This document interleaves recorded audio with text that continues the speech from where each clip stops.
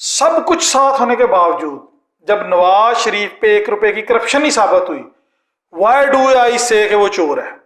मेरे पास राइट क्या है ऐसा कहने का? है कोई मेरे पास राइट? बल्कि मैं कहता हूं कि जब ये सारे इदारे मियां नवाज शरीफ को चोर साबित नहीं कर सके तो मेरा बिलीव पक्का हो गया कि भाई नहीं, Nawaz Sharif is the honest person. मैं कहता हूं पाकिस्तान में कामयाबी और पैसा आपके पीछे भागेगा, सिर्फ आप काम करें, डेडिकेटेड होकर काम करें। हमारे जो दोस्त हैं पीटीआई वाले वो कहते हैं इमरान खान ईमानदार है। मेरा इस बात पे सख्त इख्तलाफ है। अल्लाह की करम नवाजी पाकिस्तान पे ये है कि अगर 10 लोग हैं तो एक काम कर रहे हैं, बाकी 9 लोग ऐसे ही ज़िंदगी गुजार रहे हैं और ज़िंदगी गुजर रही है और फिर भी कोई भूखा नहीं मर रहा है यहाँ पे। तो तकरीबन 8,000 रुपये सैलरी थी मेरी। अच्छा। लेकिन जब मैंने जॉब छोड़ी है तो उस वक्त मैं तकरीबन 3 लाख रुपए के करीब मेरा सैलरी पैकेज था। मैं हलीम में 1 लाख रुपये तनख्वाह लेता था तो 50,000 तनख्वाह मैं पार्टी को डोनेट करता था, पार्टी के ऊपर लगा देते। उन्होंने मुझे कहा कि भाई आप पार्टी छोड़े या जॉब छोड़े, तो मैंने जॉब छोड़ दी। इमरान खान और नवाज शरीफ लीडर नहीं है। यंग ब्लड देख रहे हैं कि जो फ्रंट फुट पे खड़ा होके इमरान खान के लिए नारे लगा रहा है और कहता है कि मैं सियासत में आया हूँ तो हम खान साहब की वजह से हैं। तो हमने जब से होश संभाले हमने देखा है कि कोई गली कोई कोना, चाहे वो नाली भी बनी है तो उसको अगर आप डिग आउट करते हैं तो किसी ने बनवाई है तो अल्टीमेटली खुरा जो है बरजीश तार की तरफ जाएगा। कोई सोलंग लगी है, खुरा बरजीश तार की तरफ जाएगा। कोई सड़क बनी है, बरजीश तार की तरफ जाएगा। गैस पाइपलाइन बरजीश तार, खंबे लगे हैं बरजीश तार। वो सिर्फ और सिर्फ टिकट के लिए गए हैं। अगर पार्टी उनको टिकट नहीं देगी पीटीआई तो वो आज़ाद इलेक्शन कॉन्टेस्ट करेंगे। अब मेरी बात रिकॉर्ड का हिस्सा बना लें। अगर पीटीआई उनको वो अगर टिकट नहीं देगी तो किसी सूरत बाजवा साहब घर नहीं बैठेंगे, क्योंकि वो इलेक्टेबल है। उनको इमरान खान के विजन से, इमरान खान की आइडियोलॉजी से कोई लेना देना नहीं है। लेकिन चूंकि नून लीग में उनकी अब स्पेस नहीं रही थी और उनको ये बात समझ आ गई थी कि अदम एतमाद के बाद इमरान खान की फेम बहुत ऊपर गई है, तो उन्होंने अपॉर्चुनिटी का भरपूर फ़ायदा उठाने के लिए वो पार्टी में गए हैं। बिस्मिल्लाहिर्रहमानिर्रहीम, अस्सलाम वालेकुम। आप देख रहे हैं गपशप विद बिलाल मुबशर। पाकिस्तान में बेशुमार ऐसे लोग हैं जो हमारे लिए एक मिसाल हैं, जो अपनी ज़िंदगी में वो तमाम काम कर जाते हैं जो आने वाली नई नस्लों के लिए एक मिशल राह होते हैं। मेरे शहर संगला हिल की एक ऐसी अजीम शख्सियत जो कि अपने आप एक मिसाल हैं, जिन्होंने कारोबार में कदम रखा तो पूरे पाकिस्तान में शहर संगला हिल का नाम रोशन करने में अपना अहम किरदार अदा किया। और जब वो सियासत में आए तो एक इलाके को पता चला कि कोई जट्टा दा मुंडा सियासत में आया हुए। इसी तरह और भी बेशुमार उनके काम हैं जिनके वाले से आज हम उनसे बात करेंगे। उनकी ज़ात और सियासत, इल्मी और कारोबारी लिहाज से उनके साथ गपशप करेंगे। मेरी मुराद है चौधरी अली तारक चीमा साहब, साबिक ज़िली सदर मुस्लिम लीग नून यूथ विंग ज़िला ननकाना साहब। जी अस्सलाम वालेकुम। वालेकुम सलाम। चौधरी साहब, बहुत शुक्रिया आपने वक्त दिया ताकि हम आपकी ज़ात के बारे में, सियासत के बारे में, कारोबार में जो आपने तरक्की की मनाजिल तय की हैं उसके वाले से जान सकें। तो अगर हम आपसे पूछें कि आपका तल्लक किस ख़ानदान और किस इलाके से है तो आप कैसे तारुफ कराएंगे? मेरा तल्लक चीमा बरादरी से है जी। अलियाबाद हमारा गांव है, तो चीमा फैमिली से मैं बिलोंग करता हूँ। आपने तालीम कहाँ से और कैसे कैसे हासिल की? ये बेसिक तालीम तो यहीं से मड़ बलोचा साथ हमारे गांव के पास ये कस्बा है, मड़ बलोचा, वहीं से हासिल की है। और फिर फर्स्ट ईयर में हम सांगला हिल में कॉलेज में पढ़े हैं, फर्स्ट ईयर सेकंड ईयर, और ग्रेजुएशन तक वहाँ की है। उसके बाद फर्दर MBA के लिए मैं GC में भी कुछ 1 साल गुजारा है। मैं MBA कर तो नहीं सका अपनी मसरूफियत की वजह से, लेकिन एग्जीक्यूटिव MBA के लिए मैंने 1 साल वहाँ पे स्पेंड किया है GC यूनिवर्सिटी लाहौर में। अच्छा, तो उसके बाद फिर आप जॉब कर रहे थे या फिर अपनी जो दूसरा काम कोई और? जी बिल्कुल, मैंने अपने कैरियर का आगाज़ पेप्सी कोला इंटरनेशनल से एज ए सेल्स ऑफिसर किया था। उसमें 1 साल मैंने सर्विसेज दी। फिर उसके बाद मैं हलीम फूड्स में चला गया 2005 में, और 2005 से लेके 2014 तक 10 साल का टर्नओवर मैं हलीम में ही रहा हूँ। और अल्लाह ताला ने बड़ा वहाँ पे इज़्ज़त से नवाजा मुझे। मैंने जब अपनी जॉब का आगाज़ किया तो तकरीबन 8,000 रुपये सैलरी थी मेरी। अच्छा। लेकिन जब मैंने जॉब छोड़ी है तो उस वक्त मैं तकरीबन 3 लाख रुपए के करीब मेरा सैलरी पैकेज था। 2014 में, यकम जनवरी 2014 को मैंने हलीम फूड्स से रिज़ाइन किया था। अच्छा, आपने 2014 तक जॉब की, उसके बाद फिर आपने क्या किया? मैंने 2014 तक हलीम में जॉब की है। फिर जब हलीम से रिज़ाइन किया तो IDL इंटरनेशनल डिस्ट्रीब्यूशन लिमिटेड के नाम से एक डिस्ट्रीब्यूशन सेटअप बनाया था गुजरांवाला में, वहाँ से काम का आगाज़ किया। پھر اللہ تعالیٰ نے مدد کی اور آہستہ آہستہ کام بڑھتا چلا گیا. پھر ہم اپنی ہی پروڈکٹ بیوریج کے اندر ہم نے بنانی شروع کر دی, کو پروڈکشن کروائی. تو ابھی تک وہ سلسلہ الحمدللہ جاری و ساری ہے. چیمپئن فوڈز کا آئیڈیا کب اور کیسے ہے اور اس کو کیسے آپ نے ڈیولپ کیا؟ جی, چیمپئن فوڈ کا آنیسٹلی آئیڈیا تو اس طرح ہے کہ جس طرح چیمپئن فوڈز ایک ڈفرینٹ نام ہے, عموماً جو فوڈ آئٹمز ہوتے ہیں ان میں ایسا نام نہیں ہوتا. تو چیمپئن نام رکھنے کے پیچھے جو میرا آبجیکٹیو تھا وہ یہ تھا کہ پچھلے میں تقریباً کوئی 10 سال جاب بھی کرتا رہا ہوں اور پھر کام بھی کیا. تو عموماً میں نے دیکھا کہ جو مارکیٹ میں ہمارے جو کنزیومر پروڈکٹ ہیں, ایٹیبل جو ہیں, ان کے اندر کوالٹی کے اندر کافی سارے مسئلے مسائل چلتے رہے ہیں. کمپنیاں کلیم تو کرتی ہیں کوالٹی, لیکن کوالٹی پروڈیوس نہیں کرتی. تو ہمارا جو کنزیومر ہے وہ بالکل بھولا بالا ہے, سیدھا سادہ ہے, وہ لا علم ہے کوالٹی کے بارے میں, تو اس میں وہ ٹریپ ہو جاتا ہے. تو بیسیکلی چیمپئن فوڈز جس طرح چیمپئن نام سے ہی تھا, تو میری خواہش تھی کہ ہم ایسی پروڈکٹس بنائیں جن کی کوالٹی سب سے بہتر ہو, چیمپئن ہو, یعنی کہ وہ تمام جو اس کیٹیگری میں جتنی بھی پروڈکٹ ہوں ان سے وہ سپریم کوالٹی ہو, تو تاکہ ہم اسے کہہ سکیں بھئی یہ اس انڈسٹری کی چیمپئن پروڈکٹ ہے. اس حوالے سے وہ ایک سمجھ لیں کہ ایک ڈیفیکلٹ ڈیسیجن تھا, کیونکہ ظاہری بات ہے آپ نے مارکیٹ میں پرائس کو بھی کمپیٹ کرنا ہوتا ہے, مارکیٹنگ ساری اسٹریٹجیز بھی ہوتی ہیں, مارکیٹ کے نارمس کو بھی دیکھنا ہوتا ہے. لیکن پھر بھی بس قدم اٹھایا, لیکن اللہ تعالیٰ نے اس میں بڑی مدد کی. یہ کب اس کا آغاز کیا, اس کا دفتر کدھر کہاں پر ہے؟ 2017 میں, اپریل 2017 میں باقاعدہ چیمپئن فوڈز کا آغاز کیا. پہلے آئیڈیل میں نے آپ کو بتایا تھا ہم کام کر رہے تھے, انٹرنیشنل ڈسٹریبیوشن لمیٹڈ کے نام سے ڈفرینٹ کمپنیز کا پروڈکٹ لے کے ہم ڈسٹریبیوٹ کر رہے تھے, پورے پاکستان میں کام کر رہے تھے. پھر ہم نے اپنی پروڈکٹس لانچ کی, فروٹسٹک کے نام سے برانڈ لانچ کیا, اور لاہور میں ہمارا کینٹ میں آفس ہے. اور اس وقت ہم ڈائریکٹلی تو 3 بڑے شہروں میں, لاہور, گجرانوالہ اور فیصل آباد میں ہم نے اپنے سیٹ اپ بنائے ہوئے ہیں. سیلز ٹیم ہے, فلیٹ ہے, سپلائی چین ہے, تو وہاں پہ کام کر رہے ہیں. آف اینڈ اینڈ پورے پاکستان میں تقریباً کام کر رہے ہیں. صحیح ہے. ظاہر سی بات ہے جب 3 آپ بڑے شہروں میں کام کر رہے ہیں اور آپ کے پاس امپلائی بھی ہیں اور سیٹ اپ بھی بہت بڑا ہے, تو کافی ساری پروڈکٹس بھی ہوں گی. تو کون کون سی ایسی پروڈکٹس ہیں جو آپ ہمارے ناظرین کو بتا سکیں؟ دیکھیں, اس میں جس طرح میں نے بتایا کہ ہمارا مین فوکس بیوریجز کے اوپر ہے. تو جو فروٹ ڈرنک کیٹیگری ہے اس کے اندر ہم نے فروٹسٹک کے نام سے ہمارا برانڈ ہے, اس کے آگے 6 ویریئنٹس ہیں, ڈفرینٹ فلیورز ہیں, مینگو میں ہے, ایپل میں ہے, پیچ میں ہے, گاوا میں, پومی گرنیٹ میں اور ریڈ گریپس میں. اسی کو پھر ہم نے اس کو مین SKU لیٹر اور ہاف لیٹر میں 2021 میں لانچ کیا. الحمدللہ اس میں بھی بڑی کامیابی ملی. ابھی ہم نیکٹر کیٹیگری بھی پلان کر رہے ہیں. اس وقت چونکہ ملک کافی اکنامیکل پرابلم میں جا رہا ہے, تو ہمارا لاسٹ ایئر بھی پلان تھا لیکن ہم لانچ نہیں کر سکے. ابھی اس پہ ورکنگ کر رہے ہیں اور انشاءاللہ جیسے ہی حالات بہتر ہوں گے تو نیکٹر کیٹیگری میں بھی پروڈکٹ لانچ کریں گے انشاءاللہ. کاروبار کو بڑھانے کے لیے مختلف لوگ مختلف قسم کی جو ہے نا تکنیک کا استعمال کرتے ہیں, اور جو بڑے بڑے دماغ ہوتے ہیں ان کو ہائر کرتے ہیں, پھر ان کو یوٹیلائز کرتے ہیں. آپ ماشاءاللہ پہلے ہی ایک وسیع اور یہ تجربہ رکھتے ہیں کہ آپ بڑی کمپنی میں کام کر چکے ہیں, تو کون سی ایسی تکنیک کا استعمال کر کے اپنے آپ کاروبار کو بڑھا رہے ہیں in term of production, in term of sale? اچھا, آنیسٹلی اگر آپ میں فیئر بات کروں تو کاروبار بڑھنا تو اللہ تعالیٰ کی خاص کرم نوازی ہے, اس کی رحمت اور کرم کا نتیجہ ہے. اور میں یہ سمجھتا ہوں کہ جب آپ اللہ تعالیٰ آپ پہ مہربان ہوتا ہے, اپنا کرم کرتا ہے, تو آپ کو سیدھا رستہ بھی دکھاتا ہے. تو جس طرح میں نے شروع میں بتایا کہ ہم نے کہا کہ ہم ایسی پروڈکٹ بنائیں جو مارکیٹ میں نہ ہو, بہتر کوالٹی ہو, تاکہ کنزیومر کو بہتر کوالٹی کی پروڈکٹ ملے. تو اس میں ہمارے آقا دو جہاں آپ صلی اللہ علیہ وسلم کی جو اپنے اسٹریٹجی پالیسی پوچھی ہے کہ پالیسی کیا ہے, تو پالیسی بڑی سمپل ہے. اور جس طرح آپ صلی اللہ علیہ وسلم نے فرمایا کہ جی honesty is the best policy. تو مین جو میری کمپنی کا جو مین بیسک جو ہے آبجیکٹیو وہ وہی ہے, اسٹریٹجی وہی ہے کہ honesty is the best policy. لیکن بے شمار چیزیں ایسی ہوتی ہیں جب آپ مارکیٹ میں نکلتے ہیں تو جن کو آپ کو سامنا کرنا پڑتا ہے.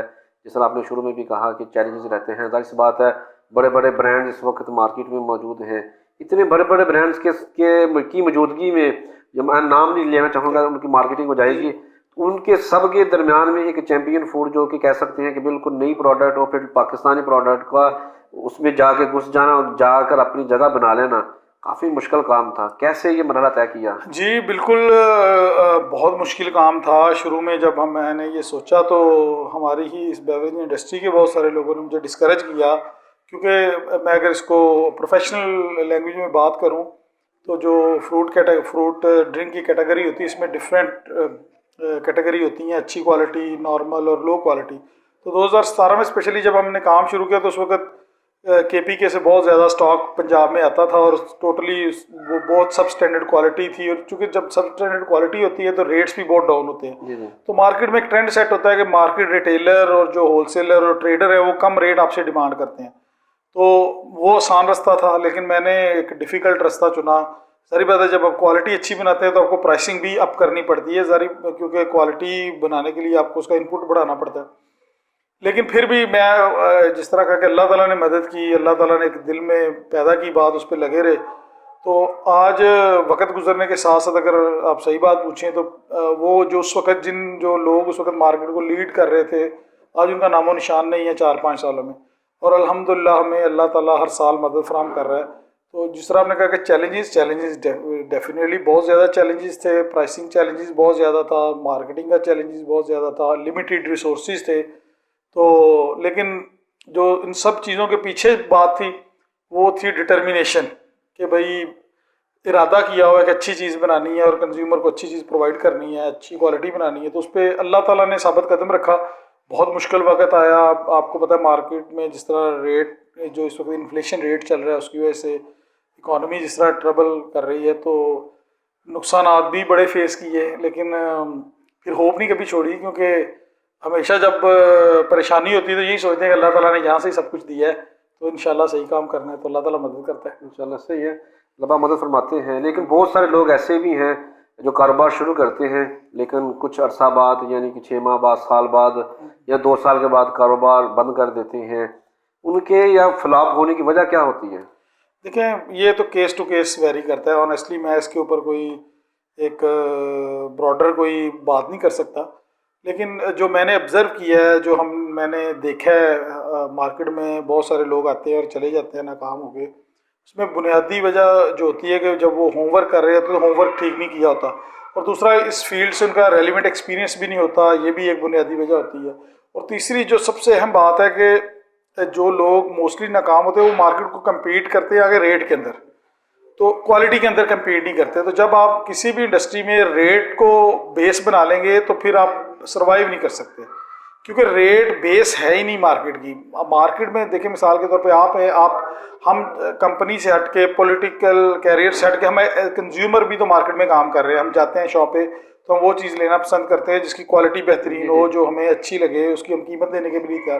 तो तकरीबन सारा कस्टमर, सारा कंज्यूमर ऐसे ही सोचता है। तो जो मैं ब्रॉडर को इस पर कोई राय नहीं दे सकता कि लोग क्यों फेल होते हैं, लेकिन जो मेरी समझ में बातचीत आती है वो ये है कि डिसीजन मेकिंग गलत होती है और प्राइस वॉर के अंदर चले जाते हैं, तो इस वजह से फिर वो बहरान का शिकार हो जाते हैं। इसी फर्स्ट सेगमेंट का मैं लास्ट क्वेश्चन पूछूंगा।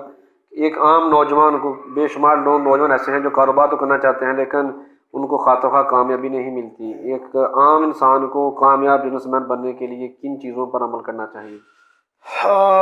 देखें, मैं अभी आपसे पहले भी बात हो रही थी, मैं इस बात का डाई हार्ड बिलीवर हूँ कि पाकिस्तान से अच्छा कोई दुनिया में मुल्क नहीं है। मैं किसी मुल्क में गया तो नहीं हूँ, लेकिन ये मेरी फीलिंग है, गट फील है मेरी, कि पाकिस्तान जैसा पोटेंशियल कंट्री दुनिया में कोई नहीं है। उसकी बुनियादी वजह ये है कि देखिए, मैं ये समझता हूँ कि दुनिया में किसी भी, हम हमेशा, हमारी जो नौजवान है यूरोप जाना चाहता है, वहाँ पे जाके काम करना चाहता है, लेकिन वो काम यहाँ पे नहीं करना चाहता। मिसाल के तौर पे कि मैं ये समझता हूँ कि जितने भी यूरोपियन कंट्री जहाँ पे हमारा क्रेज़ है या हमारा एक कलमिया है कौमी कि हम जाना चाहते हैं वहाँ पे, सिर्फ क्या लेने जाना है, पैसा कमाना चाहते हैं। पैसा क्यों कमाना चाहते हैं? जो वहाँ पे अर्निंग बढ़ी है, ऐसा कुछ नहीं है वहाँ पे जाके हमारा नौजवान 16-16, 18-18 घंटे काम करता है, लेकिन यहाँ पे 6 घंटे भी काम करने के लिए तैयार नहीं है। तो मुझसे जब भी लोगों की बात होती है इसके ऊपर, तो मैं कहता हूँ कि पाकिस्तान अल्लाह ताला की बहुत बड़ी नेमत है। पाकिस्तान में, मतलब मेरा इस पे ईमान की हद तक यकीन है कि ये जो मुल्क है पाकिस्तान, ये अल्लाह ताला की बहुत बड़ी नेमत और इनायत है। जो फर्टिलिटी यहाँ पे है, जो अपॉर्चुनिटी यहाँ पे है, पूरी दुनिया में कहीं नहीं हो सकती। मिसाल के तौर पे मैं जब भी मेरे दोस्तों से जो फॉरेन में रहते हैं उनसे बात होती है, तो देखिए, दुनिया में कोई मुल्क ऐसा नहीं है जहाँ पे लोग काम किए बगैर ज़िंदा रह सकें या उनकी डे टू डे लाइफ चल सके। ये अल्लाह की करम नवाज़ी पाकिस्तान पे ये है कि अगर 10 लोग हैं तो एक काम कर रहा है, बाकी 9 लोग ऐसे ही ज़िंदगी गुजार रहे हैं और ज़िंदगी गुजर रही है, और फिर भी कोई भूखा नहीं मर रहा है यहाँ पे। जबकि बाहर ये आप सोच भी नहीं सकते कि अगर घर में 10 लोग हैं तो 10 के 10 लोग, भले वो मेल है फीमेल है, सबके सब काम कर रहे हैं, फिर सर्वाइव कर रहे हैं। तो हम لائف ان کی گزارنا چاہتے ہیں. ہم کہتے ہیں جی فیسلٹیز بہت ہے, لیکن کبھی ہم اس چیز کو سوچتے ہی نہیں کہ بھائی وہ کام کتنا کر رہے ہیں, 16 18, ہم وہ کام نہیں کرنا چاہتے. تو میں یہ سمجھتا ہوں کہ پاکستان میں جو نوجوان نیا اسپیشلی نیا کوئی بھی کام کرنا چاہتا ہے, دیکھیں میں خود بھی اپنے لائف میں کیریئر میں جو ہے جاوید چودھری صاحب ان سے بڑا امپریس ہوں, ان کے کالم پڑھتا ہوں, اور میں سمجھتا ہوں میری زندگی میں زیرو سے یہاں تک آنے میں ان کے کالمز کا بڑا اہم کردار ہے. اللہ کے فضل, اللہ تعالیٰ کا مجھ پہ فضل ہوا کہ میں ان کے کالم پڑھنے لگ پڑا اور میں نے ان سے بہت کچھ سیکھا. تو ان کا ایک کالم تھا کہ کام ڈھونڈے جاب نہیں. میں نے اس کو عبادت سمجھ کے فوٹو کاپی کرا کے لوگوں کو دیا, کیونکہ اس کا جو کرکس تھا وہ یہ تھا کہ آپ کچھ بھی کریں لیکن کریں ایمانداری سے.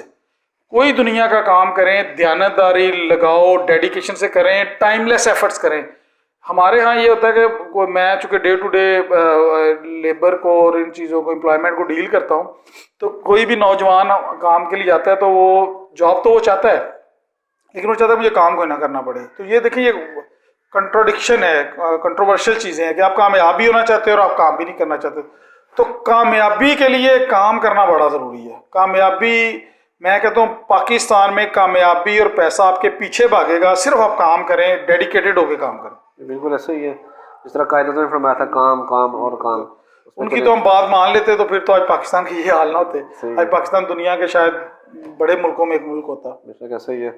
تھوڑا سا ہم سیاست کی طرف چلتے ہیں. اگر ہم آپ کی پروفائل کو ذرا دیکھیں, فیس بک پروفائل کو یا پولیٹیکل پروفائل کو, تو ہم ایک نوجوان اور ینگ بلڈ دیکھ رہے ہیں کہ جو فرنٹ فٹ پہ کھڑا ہو کے عمران خان کے لیے نعرے لگا رہا ہے اور کہتا ہے کہ میں سیاست میں آیا ہوں تو ہم خان صاحب وجہ سے ہیں. تو آپ سیاست میں کیوں آئے تھے؟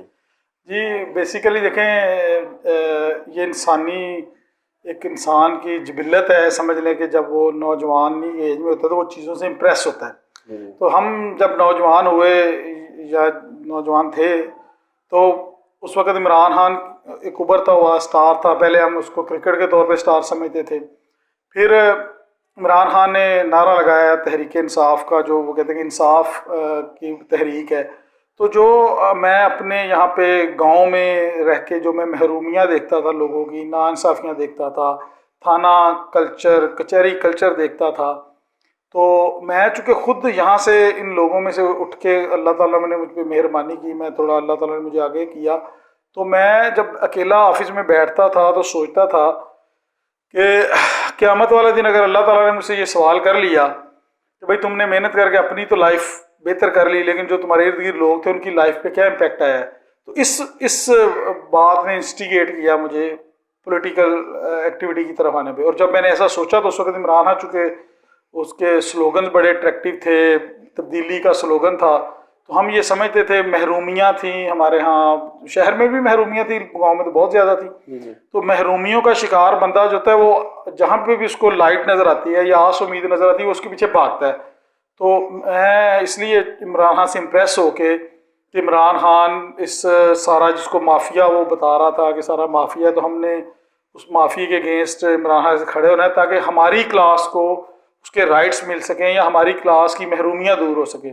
تو اصل بیس عمران خان سے امپریس ہو کے عمران خان کے لیے فرنٹ لائن پہ آ کے اور جدوجہد کرنے کی, اور اس وقت لمیٹیڈ ریسورسز تھے. تو میں تو کل پرسوں بھی ایک دوست بتا رہا تھا, تو میں نے وہ بحث کر رہا تھا پی ٹی آئی کے حوالے سے, تو میں نے انہیں بتایا کہ آپ نے پی ٹی آئی کے لیے کیا ہے. تو انہوں نے کہا جی ہم تو ووٹر ہیں. تو میں نے کہا بھائی صاحب میں حلیم میں 1 لاکھ روپے تنخواہ لیتا تھا, تو 50,000 تنخواہ میں پارٹی کو ڈونیٹ کرتا تھا, پارٹی کے اوپر لگا دیتا تھا. تو اتنی مجھے لگاؤ تھا پارٹی کے ساتھ کہ میں سمجھتا تھا کہ نہیں یہی نجات دہندہ ہے پاکستان کے لیے عمران خان. اس لیول پہ جا کے میں نے پارٹی کے لیے کام کیا, دھرنوں میں کام کیا ہے. اگر آپ سانگلائل کی لوکل سیاست کی بات کریں تو آپ ابھی بھی جو لوگ پی ٹی آئی میں ہیں, بہت سارے لوگ ہیں, سجاد رنداوا صاحب ہیں, متصف سندھو ہے, دوسرے بھی جتنے شاہ ندیم وغیرہ شہر کے والے سے, تو میں نہیں سمجھتا کہ کوئی بھی بندہ یہ بات کر سکے کہ میں نے as far as Ali Tariq Cheema is concern تو کسی لالچ میں کام کیا. لالچ مجھے تھا, وہ لالچ یہ تھا کہ پاکستان تبدیل ہو جائے, پاکستان میں بہتری آ جائے, اس چیز کا لالچ تھا کہ ہم نے اپنا خون پسینہ پارٹی کے ساتھ دن رات ٹریول کیا. کراچی تک پرسنلی اپنی گاڑی ٹریول کر کے میں گیا ہوں, گاڑی خود ڈرائیو کر کے گیا ہوں. اور جب جیسا کہ میں نے انٹرویو میں شروع میں بتایا تو وہ بات سیاسی کیریئر سے بڑی ملتی جلتی ہے، کیونکہ حلیب کی جاب چھوڑنے کی وجہ بھی پی ٹی آئی بنی تھی. اچھا. کیونکہ جو اس وقت حلیب کے سی او تھے انہوں نے وہ پرو مسلم لیگ نون تھے، تو میری اکثر ان سے ٹیبل ٹاک کے دوران بحث ہو جاتی تھی، تو میں پارٹی کو ڈیفینڈ کرتا تھا. تو یہ بات بڑھتی بڑھتی بہت آگے چلے گی. تو پھر انہوں نے ایک ایسا بریکنگ موومنٹ آ گیا کہ انہوں نے مجھے کہا کہ بھائی آپ پارٹی چھوڑے یا جاب چھوڑے، تو میں نے جاب چھوڑ دی. تو میں ایک بندہ جس نے وہ جاب 8,000 سے سٹارٹ کی تھی اور 3 لاکھ کے سیلری پیکج تک گیا تھا، تو اس کے لیے تو بہت بڑا وہ سیٹ بیک تھا.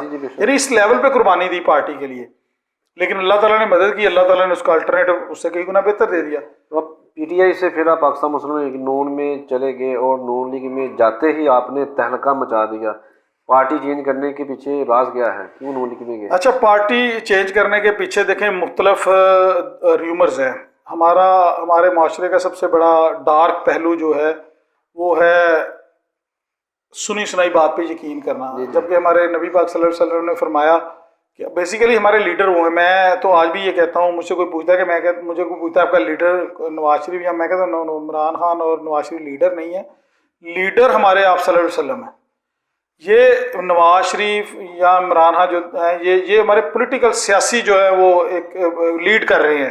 لیڈر میں نہیں سمجھتا کہ ان کو لیڈر کہنا چاہیے. لیڈر تو آپ صلی اللہ علیہ وسلم ہی ہیں، ان کے ہم امتی ہیں، وہی ہمارے لیڈر ہیں. تو پارٹی چھوڑنے کی سب سے بنیادی وجہ جو تھی کہ دیکھیں جب پارٹی کے اندر اتنی آپ نے کاوش کی ہو، تو اسپیشلی ان دنوں ستمبر میں کوئی کال کی تھی خان صاحب نے، تو میرے گھر پہ بڑا ہائی پروفائل ریڈ ہوا پولیس کا. اس میں انہوں نے بڑی چھان بین کی. حالانکہ میں گھر میں تھوڑے بیٹھا ہوا تھا، ادھر گیا ہوا تھا، لیکن سیٹ بیک یہ ہوا کہ جب میں اسلام آباد پہنچا، بچتے بچاتے پنجاب پولیس کے آپ کو ڈنڈوں کا تو پتہ ہی ہے، مار کھاتے جو بھی چیزیں سچویشن فیس کرتے، وہاں پہ پہنچے تو میں نے دیکھا کہ جب بنی گالا ہم گئے وہاں پہنچے تو دیکھا تو عمران خان ڈنڈ بیٹھ کے نکال رہا تھا. تو میرے لیے یہ بڑی حیران کن صورتحال تھی کہ ہم اپنی جان جوکھم میں ڈال کے یہاں پہ آئے ہیں. اور عمران تو جب وہاں پہ دوستوں سے سب سے ڈسکشن ہوئی، اور اسی وقت خان صاحب نے اسی دن ہی کہا، وہ کال ختم کر دی اور انہوں نے کہا جی ہم عدالت جائیں گے. تو مجھے بڑا شوق ہوا کہ بھائی ہم اتنی تکلیفیں برداشت کر کے یہاں تک پہنچے ہیں ایک ایم کے لیے. اور خان صاحب جو ہیں وہ تو اس کو ہی is taking it very casual, تو ان کا کوئی ایجنڈا کوئی اور ہے. تو میری گٹ فیل تھی کہ بھائی یہ غلط سائڈ پہ ہم چلیں گے. تو مجھے حالانکہ پارٹی چھوڑتے وقت بڑی تکلیف، اور پارٹی چھوڑنا کوئی آسان کام نہیں ہے، بڑا مشکل کام ہے. اور اسپیشلی ایک ایسی پارٹی چھوڑنا جس میں آپ کسی لالچ کی وجہ سے نہیں تھے، بلکہ ایک نیشنل ایم کی وجہ سے تھے کہ آپ سمجھتے تھے کہ یہ پارٹی پاکستان کے لیے نجات دہندہ پارٹی ہے. پاکستان کے جو غریب طبقہ ہے، جو محکوم طبقہ ہے، جو مظلوم طبقہ ہے، ان کے لیے یہ ایک لائٹ آف ہوپ ہے. تو اس جب آپ مشن سے پارٹی کے ساتھ جڑے ہیں اور آگے جا کے آپ یہ دیکھیں کہ اس طرح ہو رہا ہے، تو میں یہ سمجھتا ہوں کہ بھئی وہ بڑا سیٹ بیک ہوا. اس نے مجھے ڈسکریج کیا. پھر آہستہ آہستہ پھر اسی دوران جو ہماری لوکل جامع مسلم لیگ ان کی قیادت ہے وہ بار بار مجھے فالو اپ کر رہی تھی پارٹی جوائن کرنے کے لیے. تو میں نے پھر اس لیے پارٹی مسلم لیگ نون جوائن کر لی. اصل مسلم لیگ نون جوائن کرتے ہی آپ نے جو تہلکہ مچایا، جو میں نے پہلے کہا، پھر آپ مسلم لیگ نون یوتھ ونگ کے ضلعی صدر بن گئے. بہت بڑی اچیومنٹ آتے ہی اتنا بڑا عہدہ ملنے کی فیلنگ کیا تھی؟ اچھا، عہدہ ملنے کی فیلنگس تو ڈیفینیٹلی کوئی بھی آپ کی اچیومنٹ ہوتی ہے، فیلنگس تو پازیٹیو وائبز ہی ہوتی ہیں، لیکن عہدہ میری خواہش نہیں تھی. جب مجھے جو ہمارے علاقے میں ایم این اے ہیں جو چودھری محمد برجیز طاہر صاحب اور میاں جہاں حسین بھٹی صاحب، جب انہوں نے مجھے یہ بلایا اور بتایا کہ ہم آپ کو ضلعی صدر کے لیے نامزد کر رہے ہیں، تو وہ بھی موجود ہیں، میں بھی موجود ہوں. تو ٹو بی ویری آنیسٹ میری خواہش نہیں تھی. میں نے کہا کہ جی میں پارٹی کے ساتھ ہوں، دن رات پارٹی کے ساتھ ہوں، انشاءاللہ تعالیٰ پارٹی کے ساتھ کھڑے ہیں، کوئی ایسی بات نہیں ہے. عہدے کے لیے نہیں کھڑے ہوئے، بے لوس پارٹی کے ساتھ ہیں، پارٹی کے ساتھ کام کریں گے اور پارٹی کو آگے لے کے چلیں گے. چونکہ یہ الیکشن کے بعد کی بات ہے. الیکشن میں دیکھیں ہمارا گاؤں چونکہ علی آباد ہے، تو علی آباد میں اس سے پہلے جب الیکشن ہوا تھا تو مسلم لیگ نون کو صرف 6 ووٹ ملے تھے. اچھا. 524 ووٹ ملے تھے طارق محمود باجوہ کو، اور 514 ووٹ ملے تھے پی ٹی آئی کو، کیونکہ میں اس وقت پی ٹی آئی میں تھا. تو مسلم لیگ نون کے صرف 6 ووٹ تھے بلدیاتی الیکشن کے اندر. تو میں جب پھر پارٹی مسلم لیگ نون جوائن کی تو آپ 2018 کا رزلٹ اٹھا کے دیکھ سکتے ہیں کہ جو بالٹی گروپ ہے ان کا دعویٰ تھا کہ علی آباد ہمارا گاؤں ہے اور یہاں سے ہمیں کوئی ہرا نہیں سکتا. لیکن علی آباد کے لوگوں نے بڑا مجھ سے پیار کیا. علی آباد کی جتنی بھی चौधराहट थी, जो भी अपने आप को चौधरी और पिंड का मालिक समझते थे, उन्होंने मेरी मुखालफत की। मेरे साथ कोई चौधरी नहीं था, मेरे साथ अल्लाह का करम था, और गरीब और जो महकूम तबका है वो मेरे साथ था। जितनी भी बरादरियाँ थीं वो मेरे साथ थी। हमारा अपनी तो कोई बरादरी है नहीं, एक पूरे गांव में एक सिंगल घर है जो चीमा फैमिली से बिलोंग करता है, लेकिन लोगों ने इतना प्यार किया, मेरी माओ बहनों ने इतना प्यार किया कि उन्होंने मुझे, सब लोगों ने वोट दिया। और आप रिज़ल्ट 2018 का देख ले कि पार्टी के 400 कुछ वोट थे और मुस्लिम लीग के 800 कुछ वोट थे, यानी डबल लीड के साथ हमने उनको यहाँ से हराया। और ये सिर्फ और सिर्फ इसलिए हुआ कि जितनी भी नौजवान नस्ल है अलियाबाद की, चाहे वो फीमेल हों चाहे वो मेल हों, उन्होंने मेरा साथ दिया और सब मेरे साथ खड़े। और आज भी अल्हम्दुलिल्लाह इतने बुरे हालात होने के बावजूद भी, जो मुल्क की इकॉनमी हालात है, महंगाई है, ज़ाहिर बात है, हम ये नहीं कह सकते कि महंगाई नहीं, महंगाई है और बेतहाशा महंगाई है, गरीब का जीना इस वक्त दूभर हुआ है। लेकिन फिर भी आज भी अलियाबाद के लोग मुझसे इतना प्यार करते हैं कि वो पार्टी को बलाए ताक रख के मेरी मोहब्बत में, मेरी चाहत में वो मुस्लिम लीग नून को ही वोट देंगे इंशाल्लाह। जो अपने मसाइल थे, जो आपके गांव के मसाइल थे, जो लोगों ने आपसे कहे थे, इन 2018 में लोगों ने आपको 6 वोटों से 800 वोटों तक लेकर गए, यानी कि जितना बड़ा 794 वोटों का जो फ़र्क था, क्या आपने अलियाबाद के लिए वहाँ अदा किया? देखें, सबसे बड़ा हमारे लिए सेटबैक ये रहा कि हमारे मुल्क में नेशनल पॉलिटिक्स का बड़ा रोल है। उस वक्त पता है आपको आरटीएस किस तरह बिठाया गया और किस तरह मैनिपुलेट की गई। अब तो ज़ुबान ज़द आम चीज़ें, अब तो देखें जनरल बाजवा साहब के हवाले से भी इंकशाफात हो रहे हैं कि उन्होंने बताया कि जी अगर इमरान खान रहता तो पाकिस्तान ना रहता। उसकी एक लंबी डिबेटेबल बात है, ये हम इस पर भी बात कर सकते हैं। कोई भी अगर पीटीआई का दोस्त बात करना चाहे तो हम इस पर बात कर सकते हैं, ये बात हो सकती है। और मैं इसको इकोनॉमिकली डिस्कस कर सकता हूँ, नॉट पॉलिटिकली भी डिस्कस कर सकता हूँ, लेकिन चूँकि बिजनेसमैन हूँ तो मैं बिज़नेस के पॉइंट ऑफ व्यू से भी इसको डिस्कस कर सकता हूँ कि बिज़नेस को भी कितना बड़ा हिट आया इस दौर में, इमरान खान के दौर में, क्योंकि कोई चीज़ कंट्रोल में नहीं थी। डॉलर था तो वो कंट्रोल में नहीं था, किसी चीज़ पे उनका कंट्रोल नहीं था। तो लेकिन आपने जो बात की कि अलियाबाद के लोगों के काम, तो वो चूँकि हमारा जो एक बड़ी बुरी रवायत है पाकिस्तान में कि हुकूमत जिसकी हो जिसकी लाठी उसकी भैंस है। तो भले एमएनए एमपी हमारे थे लेकिन कोई उनकी सुनवाई नहीं थी, कोई एक ईंट तक वो नहीं लगा सकते थे। जो कि मैं समझता हूँ कि चाहे वो सांगलाइल की बात हो, चाहे वो लाहौर की बात हो, चाहे वो मुल्तान की बात हो, पाकिस्तान के किसी भी कोने की बात हो, तो ये बहुत बड़ा जुल्म और ज्यादती है कि जो एमएनए एमपी जीता हुआ है, चाहे वो किसी भी पार्टी से बिलोंग करता है। डेवलपमेंट अवाम का हक है। पाकिस्तान का हर बंदा इनडायरेक्टली टैक्स पेयर है। वो सोप खरीदता है तो उस पर सेल टैक्स पे करता है, वो मोबाइल यूज़ करता है तो उस पर टैक्स पे करता है, वो कम्युनिकेशन यूज़ करता है तो उस पर सेल टैक्स पे करता है, इवन जूस का डिब्बा पीता है तो उस पर, बॉटल है तो उस पर, शैम्पू, यानी मेरा ख्याल है सांस के अलावा कोई चीज़ ऐसी नहीं जो वो कंज्यूम करता हो और एक handsome amount of sale tax वो पे ना कर रहा हो। तो फिर उसको पार्टी के तराजू में नहीं तोलना चाहिए। फिर लोगों ने अगर, इलाके के लोगों ने अगर चौधरी मोहम्मद बरजीज ताहर पे एतमाद का इजहार किया है और उनको जितवाया, तो फिर उनको वो सारी चीज़ें मिलनी चाहिए थी जो किसी भी एमएनए एमपी को मिल रही थी। मियाँ एजाज हुसैन भट्टी साहब को वो सारी चीज़ें मिलनी चाहिए थी, क्योंकि डेवलपमेंट लोगों का राइट है, उस हल्के की लोगों का राइट है। और अल्लाह करे पाकिस्तान में ऐसी तब्दीली आए, मुस्लिम लीग नून मियाँ नवाज शरीफ आए और ऐसी तब्दीली लेके आए, ऐसा कानून पास करे कि भले किसी भी पार्टी से एमएनए एमपी का ताल्लुक हो, तो जो ये तरीकाकार इसको चेंज किया जाए ताकि लोग जिसको वोट दे वो लोगों के काम कर सके। बिल्कुल सही। नून लीग और पाकिस्तान तहरीक इंसाफ दोनों में आपका तजर्बा हो चुका है, तो आपको दोनों की सियासत में क्या फ़र्क नज़र आता है? अच्छा देखें, जब शुरू में मैंने बात की कि जब नौजवान थे, इमरान खान के स्लोगन से इम्प्रेस थे, सारी चीज़ें थी, कुछ लोकल जो हमारे यहाँ पे मुस्लिम लीग नून के हवाले से जो उस वक्त एमपीए और एमएनए की रेपुटेशन थी वो भी आपको पता है कोई इतनी अच्छी नहीं थी।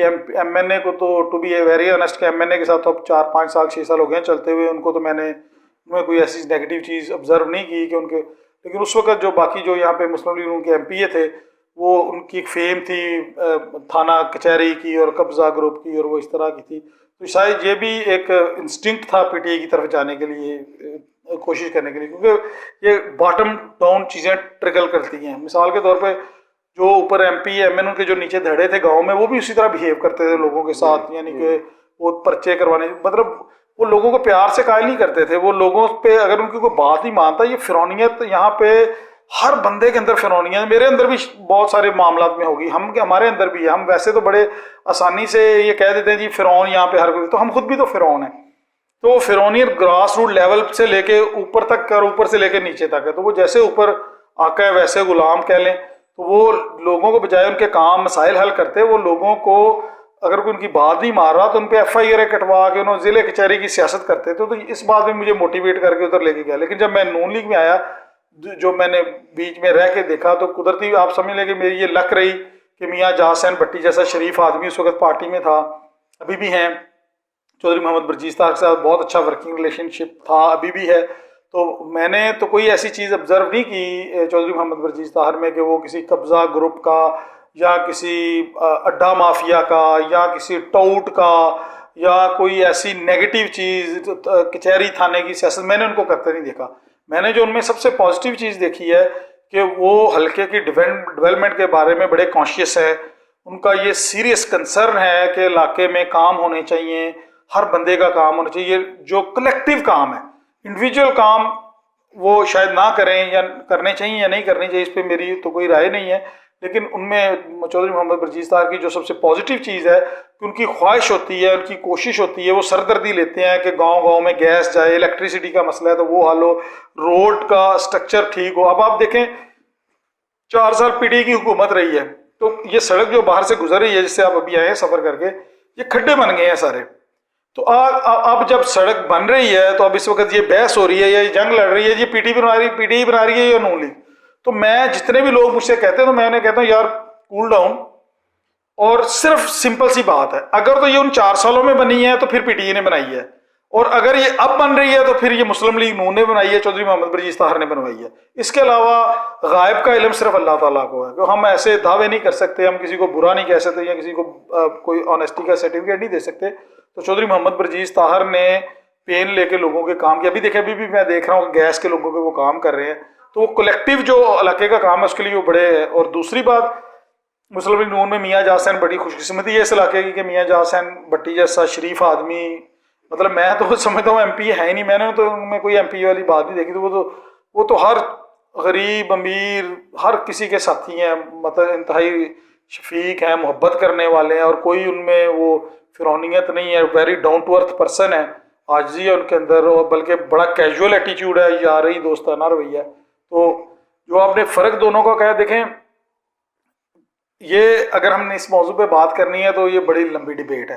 شارٹ سا بتا دیں اس کو شارٹ سا میں یہ بتاتا ہوں، میں اس کا شارٹ سا یہ بتاتا ہوں کہ دیکھیں 2014 میں 2018 میں چیزوں کے ریٹ نکالنے اور 2022 میں ریٹ نکالنے چیزوں کے، تو وہ خود بتائے گا کہ فرق کیا ہے. دیکھیں ہمارے جو دوست ہیں پی ٹی آئی والے وہ کہتے ہیں عمران خان ایماندار ہے. میرا اس بات پہ سخت اختلاف ہے. دیکھیں اگر صرف ایمانداری ہی کرائٹیریا ہے، فرض کریں میں ان کی بات مان لیتا ہوں کہ جی ایماندار ہے، صرف یہ کرائٹیریا ہے، اگر صرف یہ ایمانداری کرائٹیریا ہے تو ہمارے گاؤں میں بے تحاشا لوگ ایماندار ہیں. سانگلا ہل میں ہزاروں لوگ ایماندار ہیں، تہجد گزار ہیں، پرہیزگار ہیں. تو پھر کسی ایک تہجد گار کو، کسی ایک پرہیزگار کو اٹھائیں اور جا کے وزیر اعظم ہاؤس میں بٹھا دیں. سارا دن وزیر اعظم ہاؤس میں اللہ اور اللہ کا رسول کا نام گونجے گا، برکتیں آئیں گی، لیکن ایمانداری از ناٹ دا کرائٹیریا. دیکھیں آپ کو ڈلیور کرنا ہے، لوگوں نے آپ کو چنا ہے، آپ کا قابل ہونا ضروری ہے. مثال کے طور پہ میرے پاس ایک بندہ جاب کے لیے آتا ہے، وہ کہتا ہے جی مجھے ڈرائیور رکھ لیں. میں اسے کہتا ہوں جی آپ کو ڈرائیونگ آتی ہے کرنی گاڑی؟ وہ کہتا نہیں جی مجھے تو نہیں آتی، میں کرتا بھی نہیں ہوں، تو لیکن میں ہوں ایماندار. تو سر میں اس کو گاڑی کی چابی نہیں دوں گا، مجھے پتا ہے بھائی اس کو گاڑی چلانی نہیں آتی تو میں اس کو گاڑی کی چابی کیوں دوں؟ تو جب اپنا نقصان، گاڑی وہ تباہ کر دے گا. یا بالکل اسی طرح کہ آپ ایروپلین میں بیٹھ جائیں، جا کے جہاز میں وہاں پہ 300-400 پیسنجر بیٹھ جائیں اور پائلٹ کوئی ایک ایسا بندہ آئے وہ باتیں بھی بڑی اچھی کرتا ہو، بڑی کرزمیٹک پرسنالٹی ہو. مثال کے طور پر اس وقت پاکستان کا سب سے بڑا سٹار جو بابر اعظم ہے، تو بابر اعظم آ جائے تو ہم سارا جو پیسنجر ہے وہ امپریس ہوں کہ جی بابر اعظم زندہ باد، اور بابر اعظم کہ جی آئی ول فلائی دا ایروپلین. تو کوئی نہیں مانے گا بھائی، سارے اتر جائیں گے نیچے، کیونکہ وہ کہیں گے جی بابر اعظم صاحب آپ کرکٹ تو بہت اچھی کھیلتے ہیں لیکن آپ پائلٹ نہیں ہیں، پائلٹ کا کام پائلٹ کو ہی کرنا ہے. تو وہ ایک آپ یہ لمحہ ہوا ہے پاکستان کے ساتھ. آج پاکستان جہاں کھڑا ہوا ہے بلا خوف و خطر، بلا جھجک میں کہتا ہوں کہ اس کی 100% ذمہ داری عمران خان کی ہے. عمران خان، دیکھیں عمران خان ہوپ تھا اس کنٹری کی آج، لیکن ہمارے یہاں پہ جو کلچر چڑھ گیا ہے کہ آپ سب سے جو بدقسمتی کی بات ہے، ہم قوم تو ہے نہیں ہے، میں آپ کے خلاف ہوں، آپ میرے خلاف ہیں. تو میرے گاؤں میں بھی ایسا ہے، میرے شہر میں بھی ایسا ہے کہ ہم اب پرسنلائز ہو کے ووٹ دیتے ہیں. ہم لارجر پرسپیکٹو میں ووٹ نہیں دیتے پارٹی کو. ہم کہتے ہیں بھائی یہ اگر نون لیگ کو ووٹ دے گا تو میں پی ٹی آئی کو دوں گا، اگر میں نون لیگ کو دوں گا تو آپ پی ٹی آئی کو دیں گے. یعنی ہم اس طرح ووٹ کرتے ہیں، ہماری کوئی اپنی کوئی رائے نہیں ہوتی. جس کا نتیجہ کیا نکلتا ہے، دیکھیں ہمارا سب سے بڑا جو المیہ ہے، جو میں سمجھتا ہوں ہمارے ملک جو جس حال میں پہنچ گیا ہے، ہم جرنیلوں کو برا بھلا کہتے ہیں. میں اور ٹو بی ویری آنیسٹ میں نہیں کہتا. میں مسلم لیگ نون میں ہونے کے باوجود میں کہتا ہوں کہ دیکھیں جرنیل ایک پورے پروسیس سے ہو کے جرنیل بنتا ہے. اس کی ٹریننگ ہوتی ہے، اس کی گرومنگ ہوتی ہے، وہ پیٹریوٹ ہوتا ہے، کنٹری کے ساتھ لائل ہوتا ہے، ڈسپلنڈ ہوتا ہے. جتنا وہ ڈسپلنڈ ہوتا ہے ہم تو اتنے ہیں ہی نہیں ڈسپلنڈ، جتنا ڈسپلن اس کو سکھایا جاتا ہے. تو اس کو ایسے اٹھا کے برا اس لیے بن جاتا ہے کہ جب وہ دیکھتا ہے کہ آپ لڑ رہے ہیں، جھگڑ رہے ہیں، ملک تباہی کی طرف جا رہا ہے، تو الٹیمیٹلی پھر وہ شب خون مارنا پڑتا ہے اس کو. پھر وہ آتا ہے، وہ ٹیک اوور کرتا ہے. وہ بھی بعد میں اس کے جو مرضی ایم ہو جائے. ہم دیکھیں بدترین بھی کہتے ہیں جو جمہوریت ہے وہ بہترین جو ہے ڈکٹیٹرشپ اس سے بہتر ہے. لیکن سر ہمیں گراس روٹ لیول پہ جا کے وجہ تو دیکھنی پڑے گی نا. دیکھیں نا آج پی ٹی آئی کیا کر رہی ہے. پی ٹی آئی کو نہیں پتا کہ پاکستان اکنامیکلی کہاں کھڑا ہوا ہے، لیکن پھر بھی دھرنے کی کال، لڑائی جھگڑے، اسمبلیاں توڑ دی ہیں، اسمبلیاں ڈیزالو کر دی ہیں. آئی ایم ایف کو شوکت ترین فون کر کے کہہ رہے گا آئی ایم ایف کو لون نہ دے، صرف ایک فرد واحد عمران خان کے لیے. یعنی اگر خدا نخواستہ عمران خان ہے تو پھر پاکستان نہیں سر، ایسا نہیں ہے. میں رہوں نہ رہوں، آپ رہے نہ رہے، کوئی بندہ رہے نہ رہے، پاکستان نے تا قیامت رہنا ہے، اور انشاءاللہ رہنا ہے. اس نے یہ اللہ تعالیٰ کا دیا ہوا تحفہ، اس نے رہنا ہے. تو ہمیں اس سے باہر نکل کے ذرا سوچنے کی ضرورت ہے. تو جو مسلم لیگ نون میں مجھے جو میں رہا ہوں، مجھے سب سے اچھی چیز لگتی ہے کہ دیکھیں نواز شریف ایک بڑا ہی بردبار پیشنٹ آدمی ہے، حوصلے سے بات سننے والا، کرنے والا. تو میں دیکھیں اس وقت باہر سورج ہے، روشنی ہے، تو میں اس کو اندھیرا کہوں گا تو سورج کی شان میں کچھ نہیں، اندھیرا نہیں ہو جائے گا میرے کہنے پہ، روشنی ہے بھائی، میں کہتا رہوں. تو ہمیں یہ بات کہنی پڑے گی، یہ بات ماننی پڑے گی کہ پاکستان میں جو بھی ڈیولپمنٹ کے کام ہوئے ہیں، چاہے وہ موٹر وے ہو، چاہے سی پیک ہو، چاہے دہشت گردی کا خاتمہ ہو، چاہے آپ کہہ لیں کہ لوڈ شیڈنگ کا خاتمہ ہو، چاہے آپ کہہ لیں کہ بھائی اسٹاک، میں چونکہ بزنس مین ہوں تو businessman point of view سے اسٹاک ایکسچینج اس وقت 54,000 انڈیکس پہ چل رہی تھی. تو بھائی یہ کوئی مصنوعی چیزیں نہیں ہو سکتی. ڈالر ہم نے کاروبار کیا ہے 95 روپے سے، ڈالر 96 روپے پہ نہیں ہوتا تھا پورا سال. تو یہ نواز شریف کی اچیومنٹس ہیں، یہ ہمیں اچیومنٹس دینی پڑیں گی. اور اگر ان اچیومنٹس کو پاکستان سے خدا نخواستہ اللہ نہ کرے ایک منٹ کے لیے سائلنٹ موڈ پہ لے جائیں تو پاکستان میں کیا بچتا ہے؟ کچھ بھی نہیں بچتا. پھر اب 4 سال میں خان صاحب 4 سال رہے ہیں، کچھ خان صاحب بتائیں میں نے 4 سال میں کیا کیا. دیکھیں پاکستان کی تاریخ میں اگر 100 روپے لون لیا گیا ہے، 24 روپے لون 70 سالوں 71 سالوں میں لیا گیا، جن کو خان صاحب چور کہتے ہیں، ڈاکو کہتے ہیں، سب کچھ کہتے ہیں.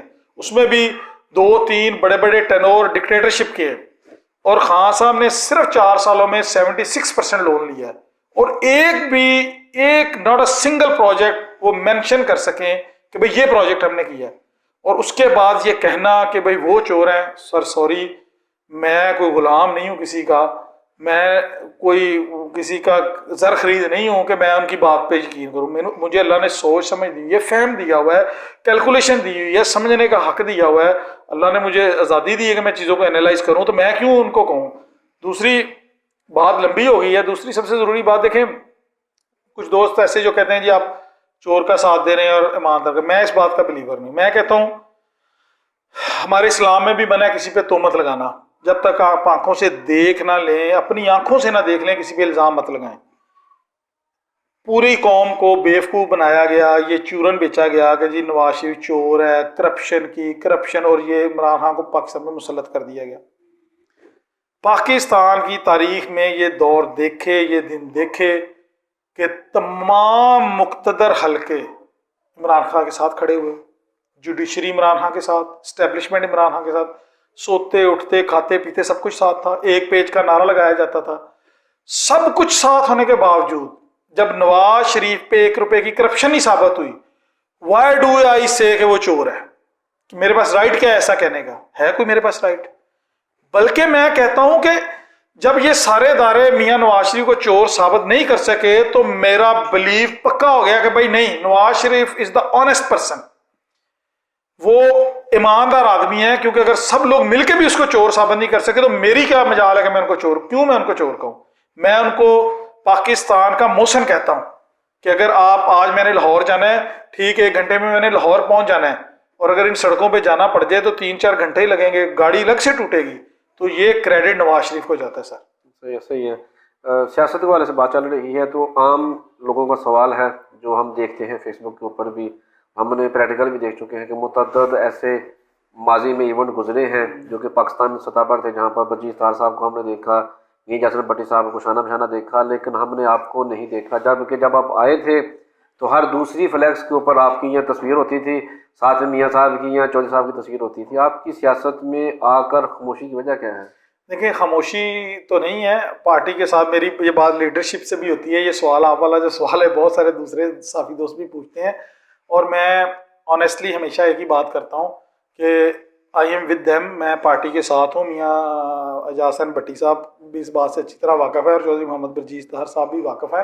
جو آپ نے بات کی ہے کہ بہت سارے ایونٹس میں نہیں ہوتے، تو میں آپ سے بھی یہی بات کر رہا تھا کہ پچھلے 3-4 سال میں بڑے ہی زبردست کاروباری چیلنجز کا سامنا کرنا پڑا ہے.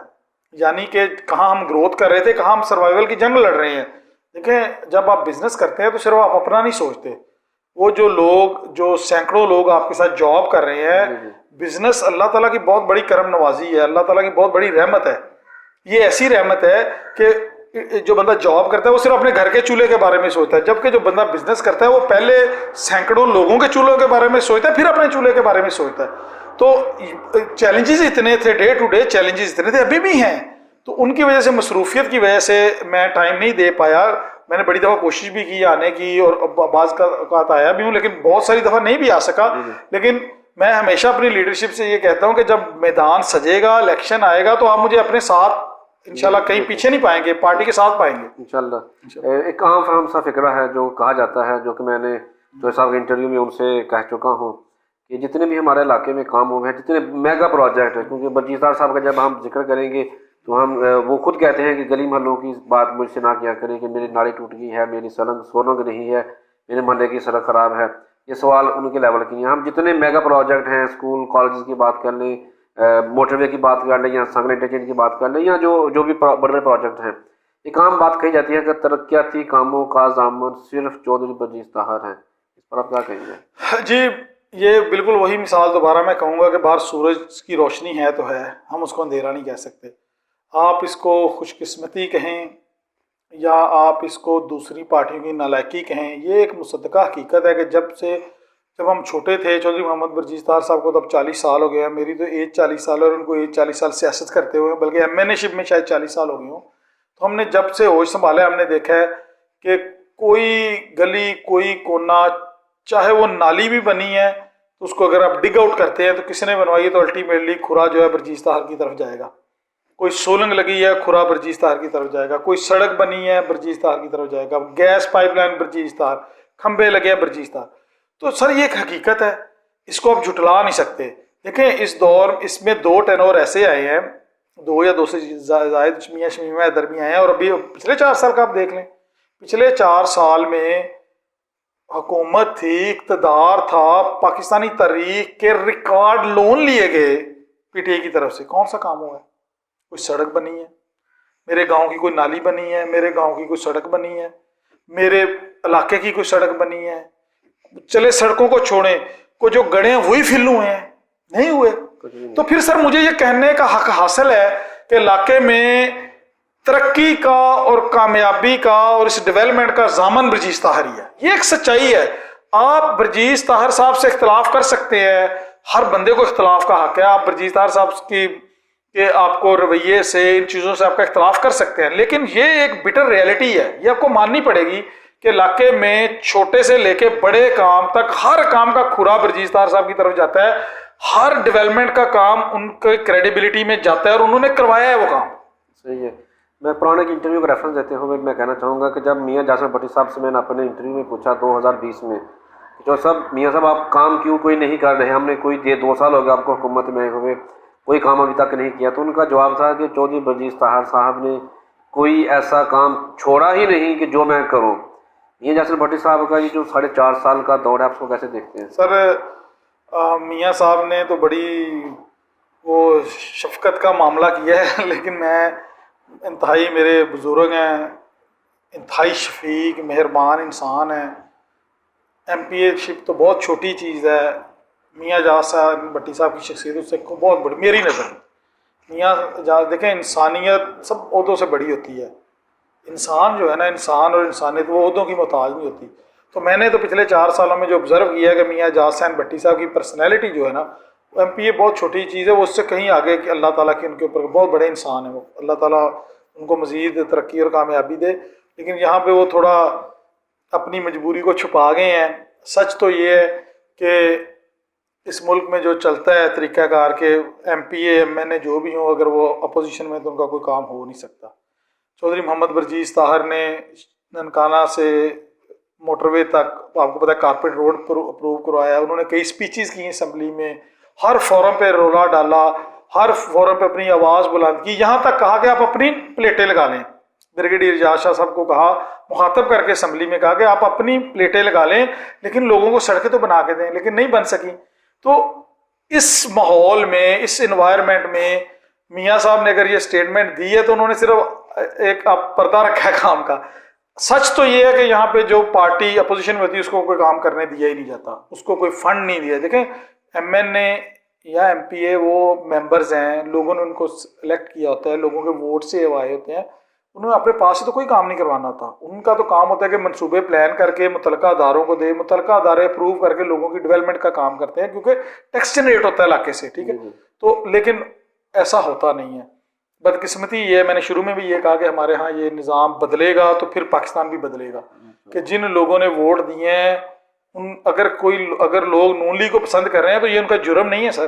یہ ان کا جرم نہیں ہے کہ 4 سال میں PT نے یہاں پہ کوئی کام نہیں ہونے دیا صرف اس لیے کہ نون لیگ نے یہاں کے لوگوں نے نون لیگ کو MP اور MN اے کو جتوایا ہے.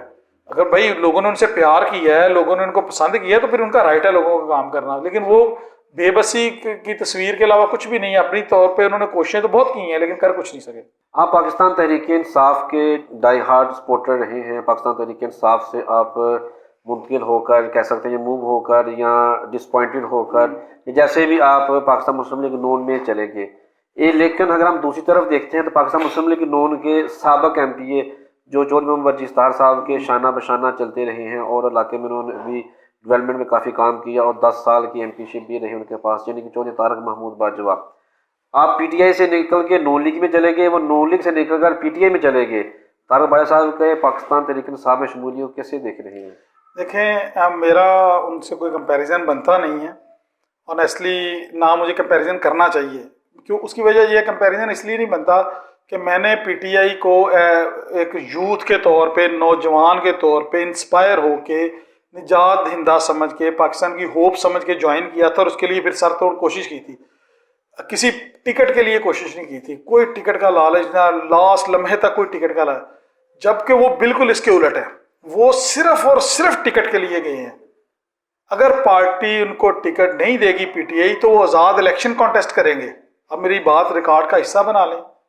اگر PTI ان کو وہ اگر ٹکٹ نہیں دے گی تو کسی صورت باجوہ صاحب گھر نہیں بیٹھیں گے کیونکہ وہ الیکٹیبل ہیں. ان کو عمران خان کے ویژن سے, عمران خان کی آئیڈیالوجی سے کوئی لینا دینا نہیں ہے. لیکن چونکہ نون لیگ میں ان کی اب سپیس نہیں رہی تھی اور ان کو یہ بات سمجھ آ گئی تھی کہ عدم اعتماد کے بعد عمران خان کی فیم بہت اوپر گئی ہے, تو انہوں نے اپرچونٹی کا بھرپور فائدہ اٹھانے کے لیے وہ پارٹی میں گئے ہیں. ادروائز میرا ان سے اسی لیے کمپیریزن نہیں بنتا کہ میرا آبجیکٹیو ڈفرینٹ تھا. میرا آبجیکٹیو نیشنل آبجیکٹیو تھا, ایک تبدیلی کا آبجیکٹیو تھا, جبکہ ان کا آبجیکٹیو صرف اور صرف ٹکٹ ہے. میں آج بھی آپ کو کہتا ہوں کہ وہ بھی MP اے رہے ہیں حلقے کے, اس حلقے کی معزز شخصیت رہے ہیں, وہ ابھی بھی ہیں.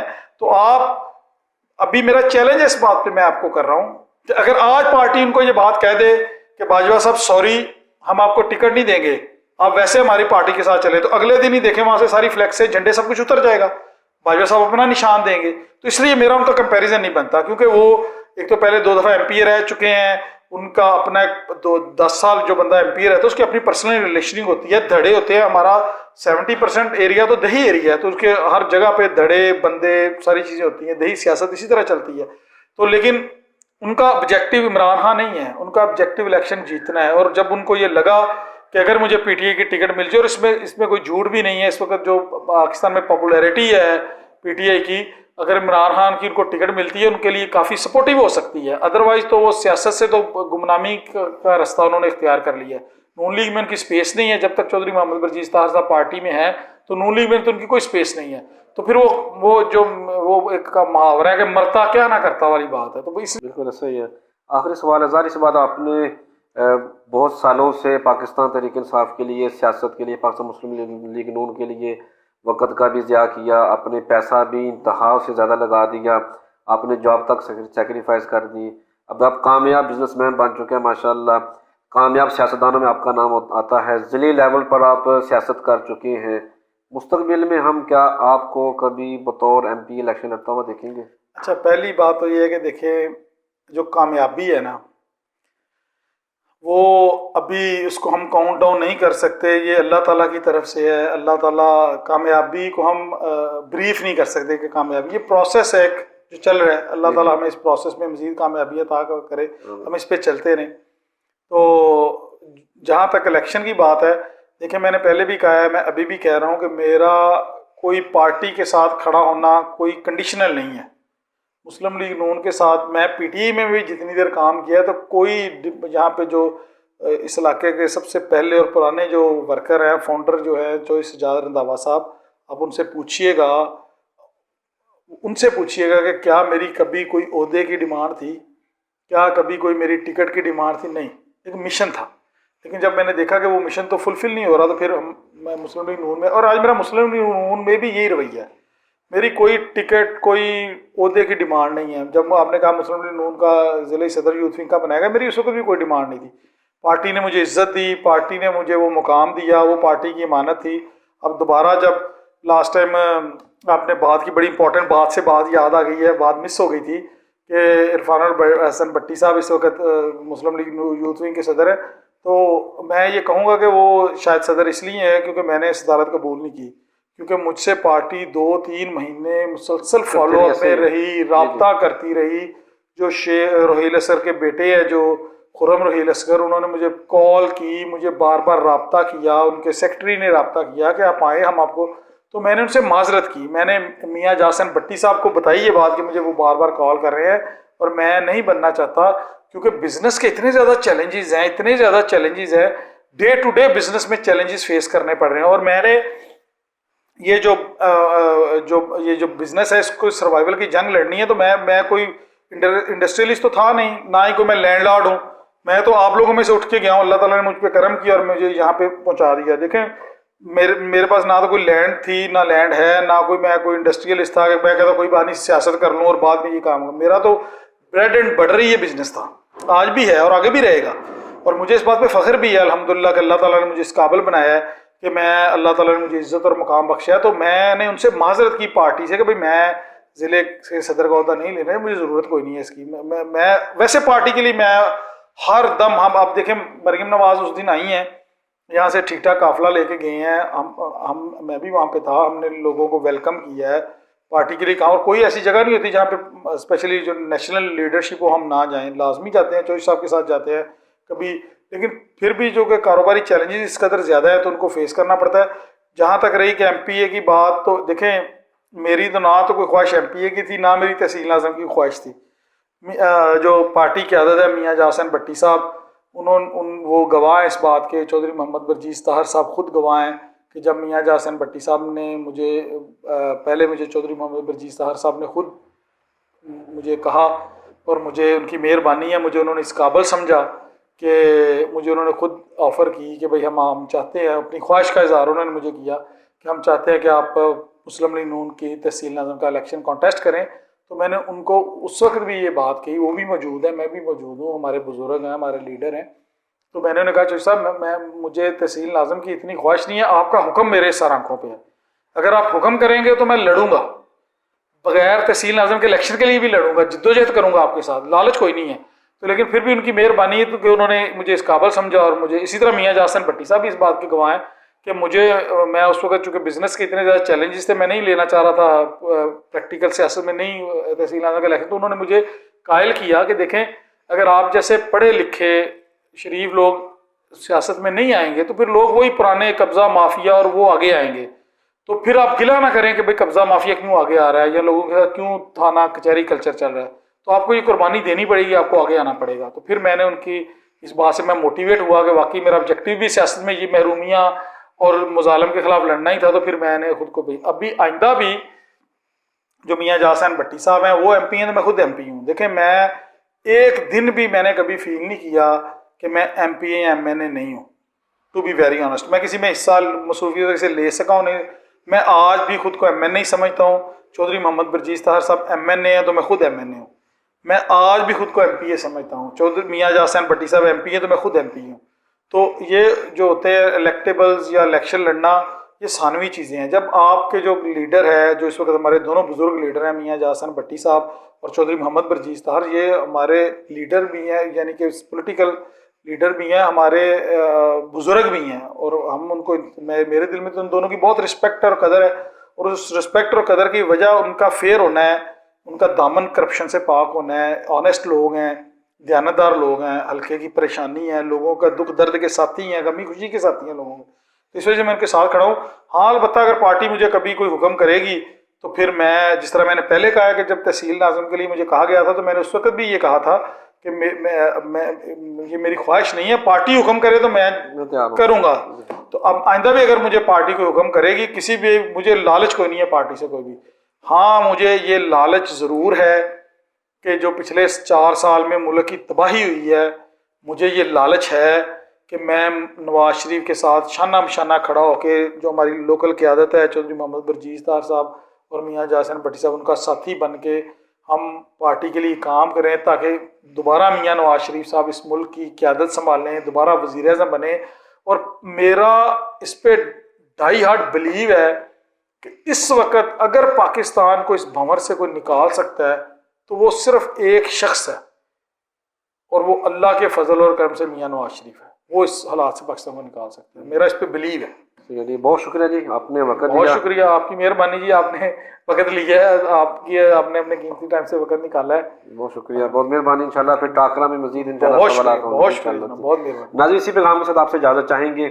پاکستان کا ہر ایک لیڈر پاکستان کی آن بان شان ہے، جو پاکستان کے لیے، پاکستان سے مخلص ہو کر پاکستان کی ترقی کے لیے کام کرتا ہے، ہمیں ہمیشہ اس کو سپورٹ کرنی چاہیے۔ اور ایسے نوجوان جو کہ آج ہمارے معزز مہمان تھے، جب بھی ان سے ملیں، ان سے بہتر کاروبار کے لیے ضرور ٹپس لیں تاکہ آپ بھی کامیاب ہو سکیں۔ ملیں گے پھر کسی نئے روز، نئے موضوع، نئے مہمان کے ساتھ، تب تک مجھے اجازت۔ پاکستان زندہ باد۔